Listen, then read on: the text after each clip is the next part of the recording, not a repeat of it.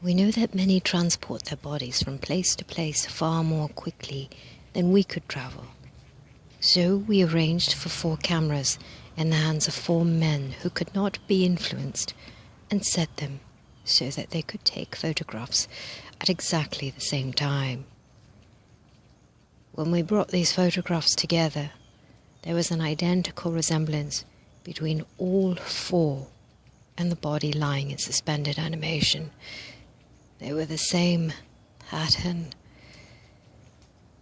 We have been told thousands of times that bodies are reassembled, and if a person lives a definite life, when that condition of death comes about, he can lay one body down and assemble a new one instantly.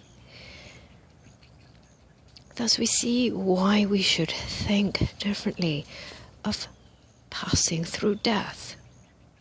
It is a condition that we have brought upon ourselves so that we may pass into a greater condition with greater possibilities. Jesus often told us that we become that which we worship. If we find ourselves in limitation, we have worshipped limitation. Yet there isn't a human being who cannot worship perfection, and by that attitude bring himself out of limitation. It is said today that the human body can resist any condition if we stand with thought directing the God principle. We bring into play a power that surrounds us and so consolidated that nothing can touch us.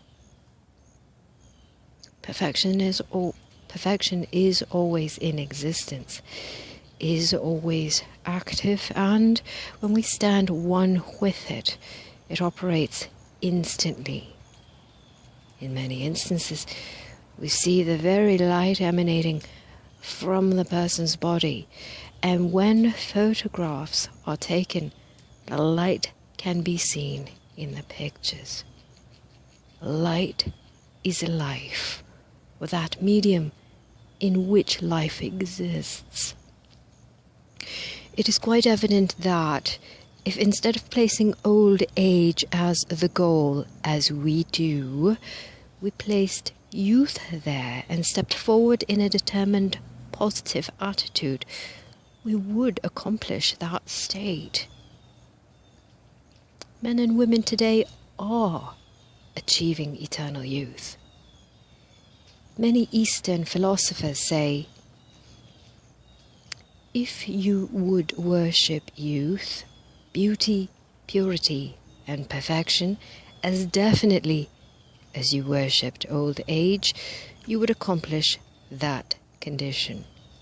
In fact, you could not do otherwise. This is not by any means to decry old age, but it is to show the attitude of thought that brings it on.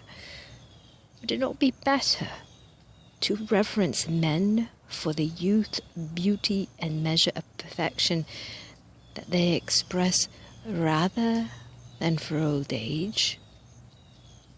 The very ideal belongs to a body widely accepted as created in the image of its maker. The divinity that man accepts as belonging to him reaches its highest expression in youth, beauty, and purity. We project conditions for ourselves to follow.